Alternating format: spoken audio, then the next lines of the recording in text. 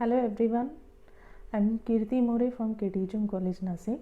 Today I am going to speak on JSON parsing in Android. JSON stands for JavaScript Object Notation. It is the structured, lightweight, human readable and easy to parse storage used for storing different types of the data in Android as well as in other languages also. It is one of the best alternative to XML when our Android app needs to interchange data from the server. So you can use XML or you can alternatively use JSON for storing and exchanging the data in the Android app from the server. As XML parsing is complex as compared to JSON parsing, so use of JSON parsing is better. So you can use JSON parsing easily. You can learn JSON easily so that you can handle it in the coding at the time of parsing. JSON is a shorter, quicker and easier way to interchange data from the server. JSON is a great success and most of the API available support JSON format. Android provides us 4 different classes to manipulate JSON data, and those classes are JSON object, JSON array, JSON stringer and JSON tokenizer. Now which are the JSON elements in Android? There are 4 main elements. There are different types of the element, but the main elements are array, object and key and value. The very first element is the array. Whenever there is a square bracket in the JSON, that means it is the JSON array. JSON array values may be the different JSON objects, or it may be different JSON arrays or strings or booleans or integers or longs or double or null values. It also stores the infinite values. So remember that JSON or array always has the square bracket, or whenever there is a square bracket, that means that is a JSON array. Then second one is the JSON object. JSON object always has a curly bracket only, like JSON array, it don't have square bracket. JSON object represent data in the form of key and value pair. JSON object values may be mix of other JSON objects or a JSON array, strings, booleans, integers, longs, doubles, null or infinite values, just like JSON arrays. Third element is key and fourth one is value.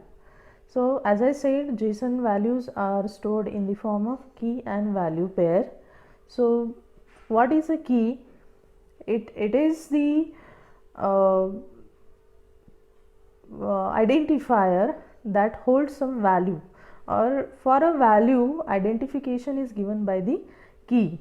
So it is always in the string format and value is assigned to the key. So whenever you want to access any value, you can access that value using key.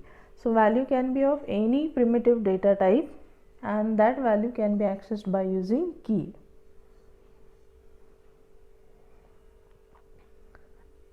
Here we are going to focus on only JSON array and JSON object. So while parsing, we have to use the appropriate method in the Android. So if JSON starts from the square bracket, we use get JSON array method. That means it is a JSON array and we are going to pass that into the Android code.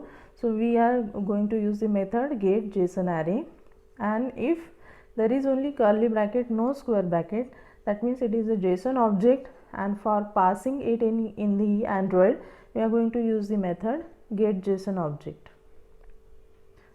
Apart from this, there are number of different methods, but we are going to see only these two.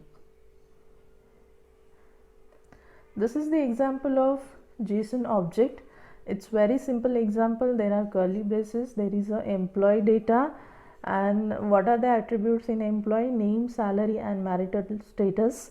Here note that salary is in numeric form, it doesn't have double quotation mark, and marital status has value true or false. So again it don't have double quotation mark. Next is the example for JSON array. Here is the again list. There is an employee, and employee has 2 records. That means this is the information of 2 employees. First one is having ID 101, name Winnie, and salary 50,000. Again here salary is included in double quotes. So in JSON object, numeric values are not given in the double quotation marks, but in JSON array numeric values are also given in the double quotation mark. Same for the record 2, ID 102, name Vimal, salary 60,000. And above that there is an example of weekdays. I hope you might have understood the how to store the values in the JSON object and JSON array, and which are the different functions used for processing the values in the JSON object and JSON array. Thank you so much.